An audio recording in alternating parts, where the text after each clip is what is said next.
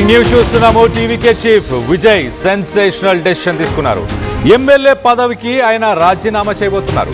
Trichy east ఎమ్మెల్యేగా రాజీనామా చేయబోతున్నారు విజయ్. పెరంబూర్ ఎమ్మెల్యేగా కొనసాగనున్నారు విజయ్.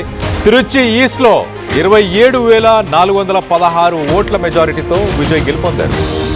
ఖాళీ అయిన తిరుచి ఈస్ట్ స్థానంలో మరి త్రిషాకి అవకాశం ఇవ్వబోతున్నట్టు వినికిడి. క్యాబినెట్లో త్రిషాకు కీలక పదవిని కూడా ఇవ్వబోతున్నట్టు చెప్పుకొస్తున్నారు. మరోవైపు మహాబలిపురంలోని ఒక రిసార్ట్కి టీవీకే పార్టీకి సంబంధించిన ఎమ్మెల్యేలందరినీ అక్కడికి షిఫ్ట్ చేశారు. రిసార్ట్ రాజకీయాలు మొదలైనాయి అనుకోవచ్చు. ప్రభుత్వం ఏర్పాటుకు కొంత లేట్ అవుతుంది కాబట్టి గెలిచిన ఎమ్మెల్యేలు చేజారకుండా విజయ్ ఈ నిర్ణయం తీసుకున్నట్టు తెలుస్తుంది. గెలిచిన ఎమ్మెల్యేల కోసం పుంజూరులో ఒక రిసార్ట్ని బుక్ చేశారు.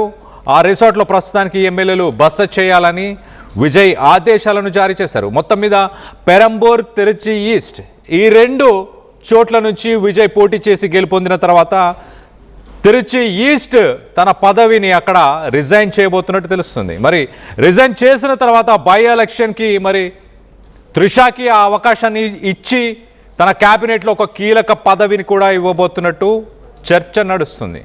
దీనికి సంబంధించి మరింత డీటెయిల్గా మాట్లాడుకునే ప్రయత్నం చేద్దాం. ఇటు చెన్నై నుంచి మా ఏపీ ఇన్పుట్ ఎడిటర్ కృష్ణమోహన్ అందుబాటులో ఉన్నారు. కృష్ణమోహన్తో మాట్లాడి తెలుసుకునే ప్రయత్నం చేద్దాం. కృష్ణమోహన్, చెప్పండి, తిరుచి ఈస్టే ఎందుకు పిక్ చేశారు? ముందు నుంచి అంటే ఆ తిరుచి ఈస్ట్ని వదిలేద్దామన్న ప్లాన్ ఉండేనా, లేకపోతే పెరంబూర్ ఆయనకి స్ట్రెంగ్త్గా అది డిస్ప్లే అవుతుంది కాబట్టి పెరంబూర్ ఒక స్ట్రాంగ్ కాన్స్టిట్యుయెన్సీగా తను ప్రొజెక్ట్ చేసుకోవడానికి అక్కడ ప్రజలతో ఉన్న కనెక్షన్ కోసం అలా ఈ డెసిషన్ తీసుకున్నారనుకోవాలా? కాదు, ఇక్కడ ఆసక్తికరమైన ఒక అంశం ఉంది కళ్యాణ్. బేసిక్ గా పెరంబూర్ కూడా చెన్నై సిటీలోనే వస్తుంది. చెన్నై సిటీలో ఉన్న ఈ 14 కాన్స్టిట్యున్సీలకు సంబంధించి అది కూడా ఒక కాన్స్టిట్యున్సీ. దాని పక్కనే కొలుత్తూరు ఉంది, అది స్టాలిన్ కి సంబంధించిన కాన్స్టిట్యున్సీ.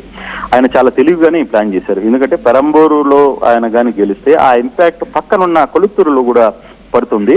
స్టాలిన్ ని కూడా మనం దెబ్బతీయచ్చు అనే ప్లానింగ్ లోనే ఆయన డైరెక్ట్ గా అక్కడ పోటీ చేసిన పరిస్థితి. అందుకే అక్కడ ఎస్కే బాబు అనే వ్యక్తి ఏకంగా స్టాలిన్ ని కూడా ఓడించి రికార్డ్ సృష్టించారు. ఆయన ఒక గేమ్ చేంజర్ లాగా తయారైన పరిస్థితి అక్కడ నిజంగానే. సో మరోవైపు ఈయన తిరుచి నుంచి కూడా పోటీ చేశారు. తిరుచిలో 20,000 మెజార్టీతో ఆయన బయట గెలిచారు. కానీ తిరుచిలో మొదట 2-3 స్థానాల్లో కూడా అందరూ అనుకునేది ఏంటంటే విజయ్ అక్కడ కొంత ఓడిపోతారు అనుకుని, కానీ చివరికి వచ్చేసరికి ఆయన 20,000 మెజార్టీ పైన చిలుకు ఓట్లతో ఆయన గెలిచిన పరిస్థితి అయితే కనబడుతుంది. అయితే ఇప్పుడు ఆయన 2 స్థానాలు గెలిచారు కాబట్టి ఏదో ఒక స్థానం నుంచి ఆయన రిజైన్ చేయాలి. కానీ వెంటనే రిజైన్ చేస్తారా లేదా అనే ఒక చర్చ జరుగుతుంది. ఇప్పుడు ఎమ్మెల్యేలతో మీటింగ్ లో కూడా ఆ చర్చ కూడా కొంత ఆయన ఇండికేషన్ ఇచ్చారనేది కూడా. సో ఆ స్థానానికి తిరుచికి ఎవరు ఒక బలమైన నేతను తీసుకుని వెళ్ళి అక్కడ ఉంచితే బాగుంటుంది అని ఒక చర్చ జరుగుతుంది. కాకపోతే సోషల్ మీడియాలో లేదు, కొంత టీవీకి సంబంధించిన సోర్సెస్ ఇవన్నీ ఏం చెప్తున్నాయంటే త్రిష పోటీ చేసే అవకాశం ఉంది, త్రిష ఇక రంగంలో దిగబోతుంది అని చెప్పి చెప్తున్న పరిస్థితి. కానీ అంత అవకాశం ఇవ్వరేమో అనేది మనకు అందుతున్న సమాచారం. బట్ ఏదేమైనా ఆయన పెరంబూరుని లీగ్ తీసుకుంటాడు. ఎందుకు లీగ్ తీసుకోవాలంటే సిటీ మొత్తం కంట్రోల్లో ఉంటుంది. సిటీ మొత్తం 14 సీట్లు స్వీప్ చేసింది టీవీకి. ఎవరిని వదల్లా, అసలు సిటీలో నిలబడ్డ పరిస్థితి ఎవరిని టౌన్ లో చెన్నై సిటీకి అనుకున్న 14 నియోజకవర్గాల్లో ఎవరిని వదలకుండా అందరినీ ఓడించిన పరిస్థితి అయితే ఉంది. సో అప్పుడు విజయ్ లాంటి వ్యక్తి కూడా పెరంబూరులోనే ఉంటే అది సిటీలోనే వస్తుంది కాబట్టి ఖచ్చితంగా ఆయనకు ఒక స్ట్రాంగ్ హోల్డ్ ఉంటుంది. దాని పక్కన ఉన్న మిగతా ప్రాంతాలు కూడా కొంత ఆయన కంట్రోల్లో ఉన్నట్టుగా ఉంటుందని భావిస్తున్నారు. అందుకే ఆయన పెరంబూరుని ఖచ్చితంగా నిలబడాలి, పెరంబూరులోనే ఉంటాను అనేది ఆయన చాలా గట్టిగా అనుకుంటున్నారు. బహుశా తిరుచిని రిజైన్ చేయాల్సిన పరిస్థితి వస్తుంది కాబట్టి ఖచ్చితంగా తిరుచి రిజైన్ చేస్తే అక్కడ ఎవరిని పెట్టాలి అనే ఒక చర్చ జరుగుతుంది. ఆ చర్చలో ప్రధానంగా త్రిషా పేరు ఏర్పడుతుంది. కానీ అంత ఛాన్స్ ఉండకపోవచ్చు అనేది కూడా ఇప్పుడు సోషల్ మీడియాలో ఇంకొక జయలలిత కాబోతుంది త్రిష అని కూడా ఒక చర్చ జరుగుతుంది. కానీ అంత దూరం ఉంటుందా లేదా అనేది జరగబోయే పరిస్థితులు చూడ. కానీ రాజీనామా కూడా ఇప్పటికిప్పుడు వెంటనే జరిగే పరిస్థితులు కూడా ఉండవు కళ్యాణ్. రైట్. అయితే కృష్ణమోహన్, మనం నిన్న ఇటు త్రిష 43rd బర్త్డే సందర్భంగా తిరుమలకు వెళ్ళి దర్శనం చేసుకుని దాని తర్వాత డైరెక్ట్ విజయ్ ఇంటికి వచ్చి విజయ్ని కలిసి విజయ్కి కంగ్రాచులేషన్స్ చెప్పి వెళ్ళడం జరిగింది. దాని తర్వాత మళ్ళీ విజయ్ ఇంటికి తాను కానీ ఏమైనా రావడం జరిగిందా? త్రిష గురించి అక్కడ పార్టీలో ఏమైనా డిస్కషన్ జరుగుతుందా?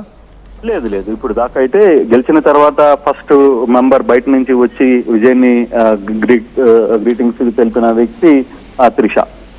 ఉదయాన్నే తిరుమలకి దర్శించుకున్నారు, స్వామివారి దర్శించుకున్న తర్వాత ఆమె అక్కడి నుంచి ఫ్లైట్ లో నేరుగా చెన్నై చేరుకున్నారు. చెన్నై నుంచి నేరుగా విజయ్ ఇంటికి వచ్చారు. విజయ్ ఇంటికి వచ్చి ఇక్కడ విజయ్ని కలిసి కంగ్రాట్స్ చేసి ఆమె జస్ట్ ఒక అరగంట కూడా లేరు, అరగంట సేపులో ఆమె వెంటనే తిరిగి వెళ్ళిపోయారు కూడా. కాకపోతే ఆమె మొదటి నుంచి కొంత సపోర్ట్ చేస్తుంది కాబట్టి ఆ సపోర్ట్ కి సంబంధించిన వ్యవహారంలో ఖచ్చితంగా ఆమె పూర్తి స్థాయిలో విజయ్కి మద్దతు తెలిపింది అనేది మనకి చాలా స్పష్టంగా అర్థమవుతుంది. కాబట్టి ఈ ఇంపాక్ట్ ఒకసారి మనం కానీ చూసుకుంటే ఈ ఓవరాల్ ఇంపాక్ట్ లో ఎక్కడ ఎంతవరకు ఈ వ్యవహారాన్ని నడుపుతారు ఎంతవరకు అనేది చూడాలి. బట్ తిరుచి మాత్రం రాజీనామాకి సిద్ధమవుతున్నట్టుగానే మనకి ఇంటర్నల్ గా సోర్స్, ఇంకా అఫీషియల్ గా ఆయన ఇంకా చెప్పలేదు. బహుశా ముఖ్యమంత్రి ప్రమాణ స్వీకారం తర్వాత దాని గురించి ఆలోచిస్తారు చెప్తే ఇప్పుడు తన రెండో స్థానాన్ని రిజైన్ చేసే పరిస్థితులు ఇప్పుడు ఉండకపోవచ్చు అనేది చాలా స్పష్టంగా కనపడుతుంది. Right Krishnamohan, thanks for the latest update. మొత్తం మీద Vijay TVK chief Vijay sensational decision తీసుకున్నారు. ఇటు తిరుచి ఈస్ట్లో తాను ఎమ్మెల్యేగా గెలిచిన ఆ చోటుని రాజీనామా చేయబోతున్నట్టు వార్తలు వస్తున్నాయి. పెరంబూర్లో ఎమ్మెల్యేగా కంటిన్యూ అవ్వబోతున్నారు. చెన్నై నగరంలోనే ఈ పెరంబూర్ కాన్స్టిట్యున్సీ 14 కాన్స్టిట్యున్సీల్లో పెరంబూర్ కూడా ఒక కాన్స్టిట్యున్సీ అవ్వడం, దాంతోపాటు పక్కనే ఉన్న కొలత్తూరు నుంచి స్టాలిన్ పోటీ చేసి మరీ ఓడిపోయారు. సో అతన్ని స్టాలిన్ని కంట్రోల్ చేయడానికి ఆ కాన్స్టిట్యున్సీ పైన ఒక కన్నేసి ఉంచడానికి ఒక రకంగా స్ట్రాటజిక్గా పనికొస్తుందన్న ఉద్దేశంతో పెరంబూర్కి విజయ్ స్టిక్ అవుతున్నట్టు తెలుస్తుంది. మరి చెన్నైలో తమిళ రాజకీయాల్లో మనం ఒకసారి చూస్తే కనుక అప్పర్ హౌస్ లేదు. 1986లో అక్కడ అప్పర్ హౌస్ని రద్దు చేశారు, అంటే ఎమ్మెల్సీలే లేరు. సో ఎవరికైనా త్రిషకు ఒకవేళ పదవి ఇవ్వాలనుకుంటే ఆ కోటాలో ఎమ్మెల్సీ కోటాలో ఇచ్చే అవకాశం కూడా లేదు.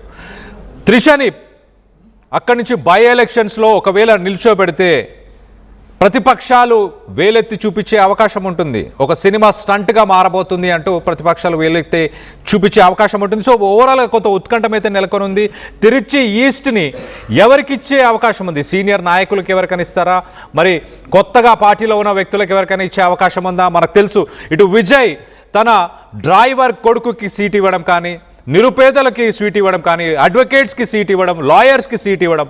మరో పక్కన స్టాలిన్ కాన్స్టిట్యున్సీ కొలత్తూరులో గెలిచిన వ్యక్తి, అక్కడ విజయ్ ప్రచారం చేయకపోయినా విజయ్కి సంబంధించిన ఒక డ్యూప్ పర్సన్తో ప్రచారం చేయించినా కూడా స్టాలిన్ పైన ఆ వ్యక్తి గెలిచాడంటే ఎంతగా ప్రజలు విజయ్ని కోరుకుంటున్నారు, కొత్తదనాన్ని కోరుకుంటున్నారు, మరి ఇంత వేగంగా డెవలప్మెంట్ కావాలని కోరుకుంటున్నారు అనే అంశాన్ని ఇప్పుడు అనలిస్టులు ముందుకు తీసుకొచ్చే ప్రయత్నం చేస్తున్నారు. సో చాలా క్లియర్గా గత ప్రభుత్వాలకి ఇప్పుడు విజయ్ చేస్తున్న పాలన, విజయ్ నుంచి చాలా ఎక్కువ ఎక్స్పెక్టేషన్స్ ప్రజల్లో ఉన్నట్టు తెలుస్తుంది. బడుగు బలహీన వర్గాలకు సంబంధించిన వాళ్ళు, మైనారిటీస్ కావచ్చు, వీరందరూ కూడా విజయ్కి చాలా సపోర్ట్ చేసినట్టు అర్థమవుతుంది. 20% ఉన్న బలహీన వర్గాలు విజయ్కే ఓటు వేశారు, అలాగే మైనారిటీస్ కూడా విజయ్కే ఓటు వేశారు. ఎక్కువ షేర్ డిఎంకేకి సంబంధించిన పార్టీ నుంచి ఎక్కువ షేర్ని ఆయన లాక్కున్నట్టు కూడా చాలా క్లియర్గా అర్థమవుతుంది. సో తిరుచి ఈస్ట్ని మరి ఎవరికి ఇస్తారు అన్న దానిపై కొంత సందిగ్ధం అయితే ఏర్పడింది. ప్రస్తుతానికి తన పార్టీకి సంబంధించిన ఎమ్మెల్యేలందరినీ కూడా ప్రస్తుతానికి ఒక రిసార్ట్ రాజకీయాలకి పరిమితం చేస్తూ ఒక రిసార్ట్లో వాళ్ళందరినీ కూడా బస చేయాలి అంటూ ఆదేశాలు కూడా జారీ చేసినట్టు తెలుస్తుంది. దీనికి సంబంధించి మీరేమనుకుంటున్నారు? మీ అభిప్రాయాలను కింద కామెంట్ రూపంలో తెలియపరచండి. త్రిషకి నిజంగానే తన క్యాబినెట్లో ఒక పదవిని ఇవ్వడానికి తిరుచి ఈస్ట్ నుంచి పోటీ చేసే అవకాశాన్ని విజయ్ ఇస్తాడని మీరు భావిస్తున్నారా లేదా అన్న దానిపై మీ అభిప్రాయాలని కింద కామెంట్ రూపంలో తెలియపరచండి.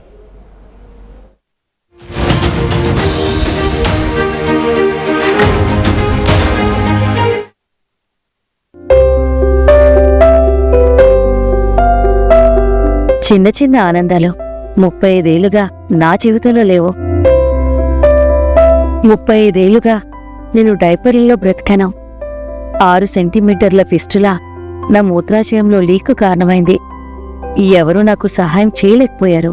ఏఐఎన్యూలో వైద్యులను కలిసే వరకు అక్కడ వారు రోబోటిక్ శస్త్రచికిత్సతో నాకు పరిష్కారం ఇచ్చారు. వారు నా ఆత్మవిశ్వాసాన్ని కూడా తిరిగిచ్చారు. Precision Care makes it possible. The Center for Robotic Surgery at AINU